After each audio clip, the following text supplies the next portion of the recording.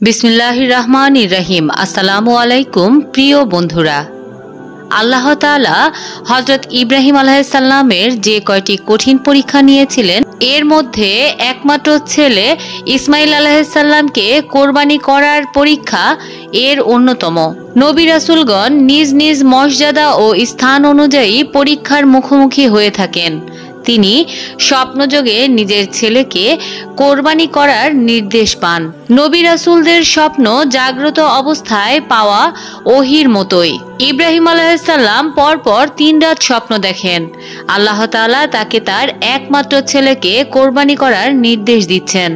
তিনি ইসমাইল আলাইহিস সালামকে কোরবানি করছেন। রাতে স্বপ্ন দেখার পর সারাটি দিন তার উদ্বেগ, উৎকণ্ঠা ও দুশ্চিন্তায় কাটে। তিনি ভাবতে থাকেন, স্বপ্নটি কি আল্লাহর পক্ষ থেকে দেখলেন নাকি এটা শয়তানের চক্রান্ত। তাই এই দিনটিকে উৎকণ্ঠার দিন বলা হয়। পরের দিন রাতে তিনি আবার একই স্বপ্ন দেখলেন। তিনি বুঝতে পারলেন এটা আল্লাহ তাআলার একটি নির্দেশ। তাই এই দিনটির নাম করা হয়েছে কুরবানির দিন। স্বপ্নের ভিন্ন রকম ব্যাখ্যা করার সুযোগ থাকার পরও তিনি আল্লাহর নির্দেশের সামনে মাথা নত করে দিলেন। হযরত ইসমাইল আলাইহিস সালামের তখন 13 বছর বয়স হয়েছিল। কোরআন থেকে 13 বছর বয়সের সমর্থন পাওয়া যায়। যেমন বলা হয়েছে, তিনি যখন তার পিতার সঙ্গে কাজ করার মতো বয়সে পৌঁছালেন। এই বয়সের বালকদের মধ্যে ভালো মন্দ ও লাভ ক্ষতির বিষয়ের মধ্যে পার্থক্য করার জ্ঞান তৈরি হয়। হযরত ইব্রাহিম আলাইহিস সালামের ছেলের কাছে পরামর্শ পাওয়ার ভঙ্গিতে স্বপ্নের বিষয়টি বললেন। কিশোর ইসমাইল আলাইহিস সালাম ছিলেন অতুলনীয় বিনয়ী। আল্লাহ তাআলা তাকে এই কচি বয়সে কি পরিমাণ মেধা ও জ্ঞান দান করেছিলেন তা তার কথাতেই প্রকাশ পায়। হযরত ইব্রাহিম আলাইহিস সালাম কোরবানি করার নির্দেশ পাওয়া মাত্রই প্রথমে ছেলেকে বললেন, বৎস, আমরা পরিবারের জ্বালানির কাঠ সংগ্রহের জন্য ওই উপত্যকায় যাব। তখন ইব্রাহিম আলাইহিস সালামের পরিবারকে ধোঁকা দিতে চাইল অভিশপ্ত শয়তান। সে মানুষের বেশে প্রথমে হযরত হাজেরা আলাইহিস সালামের কাছে উপস্থিত হয়ে বললেন, তুমি কি জানো ইব্রাহিম তোমার ছেলেকে কোথায় নিয়ে গিয়েছেন? হাজেরা বললেন, জ্বালানির কাঠ সংগ্রহ করতে ওই উপত্যকায় গিয়েছেন। শয়তান কসম খেয়ে বলল, না, তিনি তাকে জবাই করতে নিয়ে গিয়েছেন। হাজেরা বললেন, কখনোই নয়, ইসমাইলকে তিনি আমার চেয়েও বেশি স্নেহ মায়া করেন। তাছাড়া তুমি কি কাউকে দেখেছো নিজের সন্তানকে কোরবানি করতে? শয়তান বলল, ইব্রাহিমের ধারণা তাকে তার প্রভু এমনটি করার হুকুম দিয়েছেন। তখন হাজেরা বললেন, তাহলে তো কোনো আফসোসই নেই।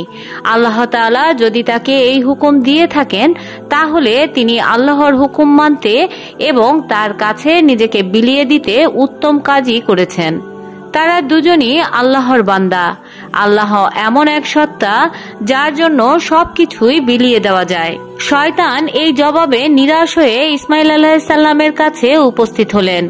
তাকে বললেন, হে বালক, তুমি কি জানো তোমার পিতা তোমাকে কোথায় নিয়ে যাচ্ছেন? হযরত ইসমাইল আলাইহিস সালাম বললেন, ওই উপত্যকায় কাঠ সংগ্রহের জন্য। শয়তান কসম খেয়ে বলল, তিনি তোমাকে জবাই করতে এখানে নিয়ে এসেছেন, কারণ তিনি মনে করেন আল্লাহ তাকে এমন করার হুকুম দিয়েছেন। হযরত ইসমাইল আলাইহিস সালাম বললেন, যদি তাই হয়ে থাকে তাহলে তিনি আল্লাহর হুকুম পালন করুক। শয়তান এই জবাবে নিরাশ হয়ে ইব্রাহিম আলাইহিস সালামের কাছে উপস্থিত হয়ে বললেন, হে বৃদ্ধ, কোথায় যাচ্ছেন?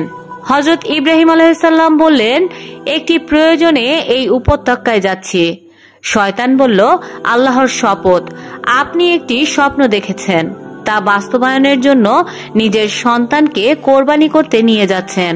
আরে ভাই, স্বপ্ন কখনো সত্য হয়, কখনো মিথ্যা হয়। তো আপনি ইসমাইলকে কোরবানি করা ছাড়া আর কিছু স্বপ্নে দেখেননি? ইব্রাহিম আলাইহিস সালাম শয়তানকে চিনে ফেলল এবং বলল, হে অভিশপ্ত, আমার কাছ থেকে দূর হ। আল্লাহর শপথ, আমি আমার প্রভুর নির্দেশ অবশ্যই পালন করব। জাহেলি যুগে ইহুদি খ্রিস্টানেরা ইসমাইল আলাইহিস সালামের প্রতি বিদ্বেষের কারণে এই কোরবানির ঐতিহ্যকে ছেড়ে দিয়েছে। এক সময়ে আরবের মধ্যে এটা চালু ছিল, কিন্তু সময়ের পরিবর্তনে তাওহীদের বিশ্বাস থেকে তারা সরে আসে। সঙ্গে সঙ্গে এই কোরবানির বিধানও বিকৃত হয়ে যায়। তারা আল্লাহর উদ্দেশ্যে কোরবানি করার বদলে তাদের মন গড়া দেবদেবীর নামে পশু উৎসর্গ করত।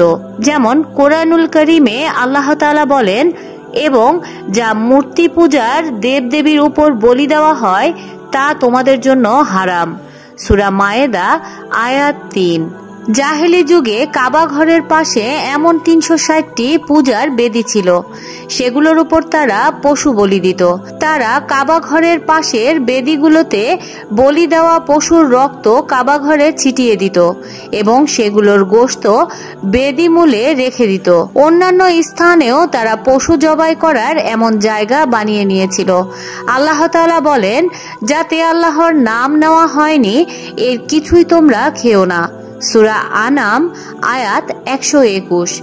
এখানে যে সব প্রাণীর গোশত খাওয়া নিষেধ করা হয়েছে সেগুলো কুরাইশরা তাদের দেবদেবীর নামে জবাই করত। পরবর্তীতে আমাদের মহানবী হযরত মুহাম্মদ সাল্লাল্লাহু আলাইহি ওয়াসাল্লাম নবুয়ত পাওয়ার পর এই মহান কুরবানিকে পুনর্জীবিত করেন। এটা আবহমান কাল পর্যন্ত ইসলামী শরীয়তে একটি অবশ্যই পালনীয় বিধান হিসেবে স্বীকৃতি পায়। কোরবানি আরবি শব্দ। এর অর্থ ত্যাগ স্বীকার করা, বিসর্জন দেওয়া, উৎসর্গ করা, মহান আল্লাহর নৈকট্য অর্জন ও তার ইবাদতের জন্য নির্দিষ্ট সময়ে নির্দিষ্ট নিয়মে পশু জবাই করাকে কোরবানি বলা হয়। কোরআনুল কারীমে তিনি বলেন, আপনি আপনার প্রতিপালকের উদ্দেশ্যে নামাজ পড়ুন ও কোরবানি করুন। সূরা কাউসার আয়াত ২। যাতে তারা তাদের কল্যাণময় স্থানগুলোতে উপস্থিত হতে পারে এবং তিনি তাদেরকে চতুষ্পদ জন্তু থেকে যা রিজিক হিসেবে দান করেছেন তার উপর নির্দিষ্ট দিনগুলোতে আল্লাহর নাম উচ্চারণ করতে পারে। এরপর তোমরা এটা থেকে খাও এবং দুস্থ অভাবগ্রস্তকে খাওয়াও। সূরা হজ আয়াত ২৮। সূরা কাউসারে নামাজ আদায় করতে এবং কোরবানির পশু জবাই করতে নির্দেশ দেওয়া হয়েছে। তাই মহানবী সাল্লাল্লাহু আলাইহি সাল্লাম সারা জীবন কোরবানি করার প্রতি খুব যত্নবান ছিলেন। আর সূরা হজের আয়াতটি আল্লাহর নামে পশু কোরবানি করা এবং তার নিজের খাওয়া ও অভাবী মানুষজনকে খাওয়ানোর কথা বলেছেন। আল্লাহ তাআলা আরো বলেন, আমি প্রত্যেক জাতির জন্য কোরবানির নিয়ম করে দিয়েছি। তিনি তাদেরকে রিজিক রূপে সেই সব চতুষ্পদ জন্তু দান করেছেন সেগুলোর ওপর যেন তারা আল্লাহর নাম উচ্চারণ করে। সূরা হজ আয়াত ৩৪। এবং উটকে করেছি আল্লাহর নিদর্শনগুলোর অন্যতম। তোমাদের জন্য এতে রয়েছে কল্যাণ। সুতরাং সারিবদ্ধভাবে দাঁড়ানো অবস্থায় তাদের উপর তোমরা আল্লাহর নাম উচ্চারণ করো। যখন এগুলো কাত হয়ে পড়ে যায় তখন তোমরা এর থেকে খাও এবং ধৈর্যশীল অভাবগ্রস্তদেরকে বিনয়ের সঙ্গে ভিক্ষা প্রার্থীকে খাওয়াও। এভাবে আমি এগুলোকে তোমাদের বশীভূত করে দিয়েছি যাতে তোমরা কৃতজ্ঞতা প্রকাশ করো। সূরা হজ আয়াত ৩৬। উপরের আয়াতগুলোর মধ্যে বোঝা গেল কোরবানি একটি গুরুত্বপূর্ণ ইবাদত। এটি সামর্থ্যবানদের পালন করা ওয়াজিব। সামর্থ্য থাকার পরও যে ব্যক্তি কোরবানি না করে তার ব্যাপারে হাদিস শরীফে এসেছে, যারা কোরবানি করার সামর্থ্য রয়েছে কিন্তু কোরবানি করে না সে যেন আমাদের ঈদগাহে না আসে। সামর্থ্যবান বলতে জিলহজ মাসের ১০ তারিখ ফজর থেকে ১২ই জিলহজের সন্ধ্যা পর্যন্ত অর্থাৎ কোরবানির দিনগুলোতে যাদের কাছে নিত্য প্রয়োজনের অতিরিক্ত শরঈ নেসাব পরিমাণ সম্পদ থাকবে তাদের উপর কোরবানি ওয়াজিব। নেসাবের পরিমাণ হলো ৭.৫ ভরি স্বর্ণ অথবা ৫.৫ ভরি রূপা বা এই পরিমাণ অর্থের মালিক হওয়া। কোরবানির নেসাবের ক্ষেত্রে জাকাতের মতো সম্পদ ১ বছর পর্যন্ত নেসাবের মালিকের কাছে থাকা জরুরি নয়। বর্তমান বিশ্ববাজারে রূপার মূল্য স্বর্ণের মূল্যের তুলনায় কম হওয়ায় নেসাবের ক্ষেত্রে রূপার মূল্যই গণ্য হবে। প্রত্যেক দেশে সেখানকার বাজার মূল্য ধরা হবে। কোরবানি আল্লাহ তাআলার নৈকট্য অর্জনের মাধ্যম।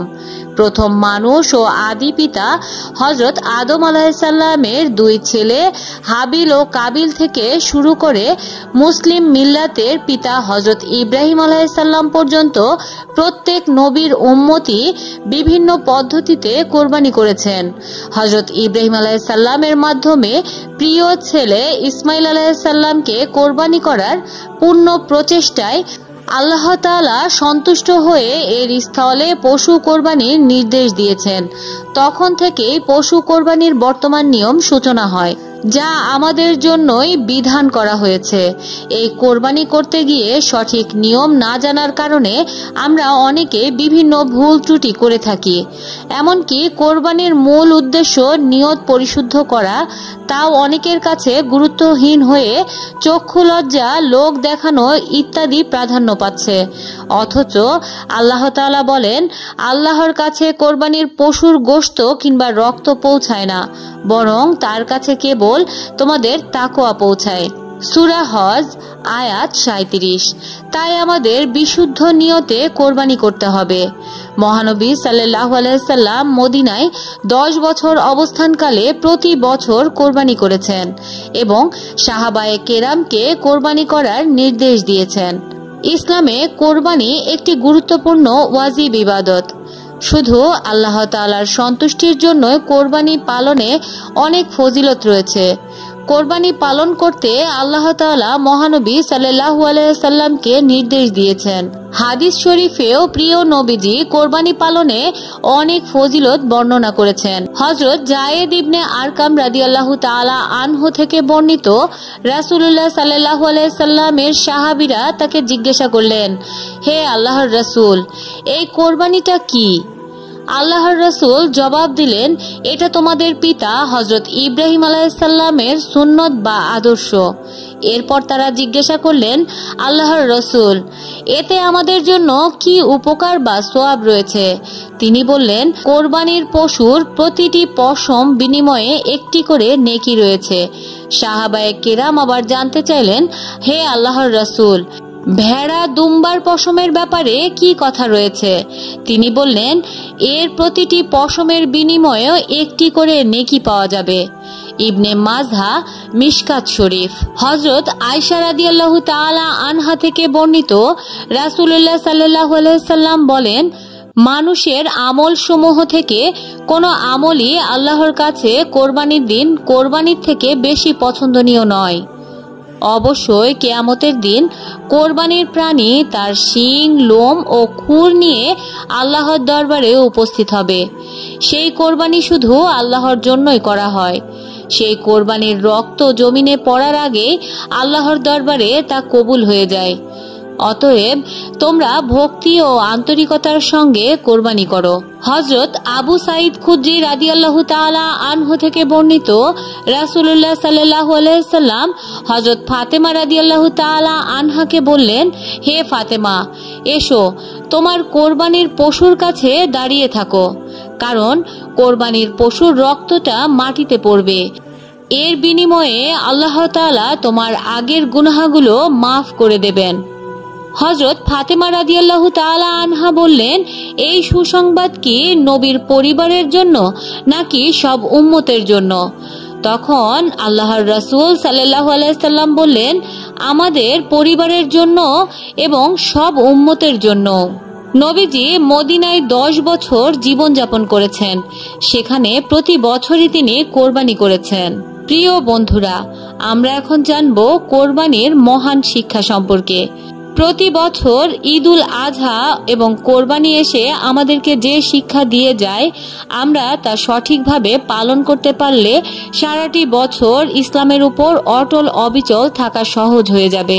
আমরা যে কোরবানি করে থাকি তা মুসলিম মিল্লাতের পিতা আল্লাহর নবী হযরত ইব্রাহিম আলাইহিস সালাম কর্তৃক তার ছেলে হযরত ইসমাইল আলাইহিস সালামকে কোরবানি করার ঘটনাকে কেন্দ্র করে চালু হয়েছে।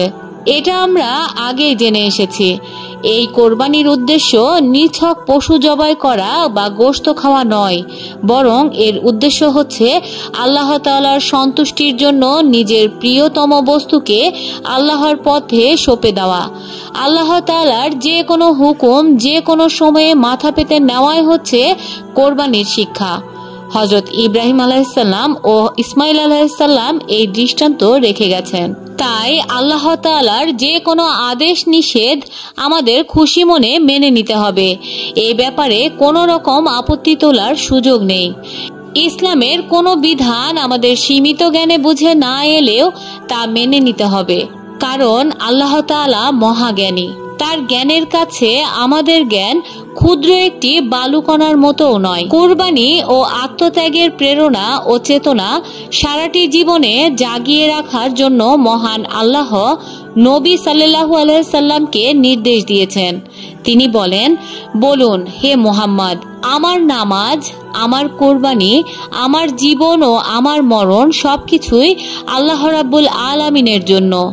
তার কোনো শরীক নেই। আমাকে তারই নির্দেশ দেওয়া হয়েছে এবং আমি সবার আগে তার অনুগত ও নির্দেশ পালনকারী। সূরা আনাম আয়াত 162। কুরবানি শব্দের অর্থ ত্যাগ স্বীকার করা।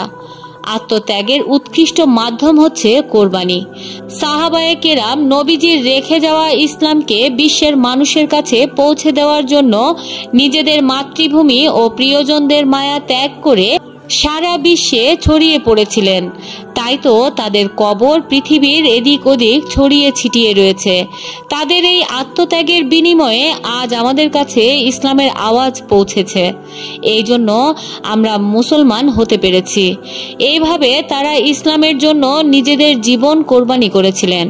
নবীজির রেখে যাওয়া এই ইসলামের নাম নিশানা পৃথিবী থেকে মুছে ফেলার জন্য ইসলাম বিদ্বেষী অপশক্তিগুলো মাঝে মধ্যেই মাথাচাড়া দিয়ে ওঠে। তারা ইসলামকে বিনাশ করে মুসলমানদের উপর তাদের মন গড়া নিয়ম নীতি চাপিয়ে দিতে চায়। তাদের হাত থেকে নবীজির রেখে যাওয়া ইসলামকে রক্ষা করার জন্য আমাদেরকে আত্মত্যাগে বলীয়ান হতে হবে।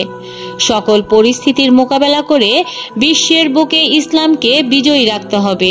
তাই আমাদেরকে আল্লাহর নবী হযরত ইব্রাহিম আলাইহিসসালাম এবং হযরত ইসমাইল আলাইহিসসালামের চেতনায় উজ্জীবিত হতে হবে এবং আল্লাহ তাআলার সন্তুষ্টির পথে নিজেদেরকে পরিচালিত করতে হবে।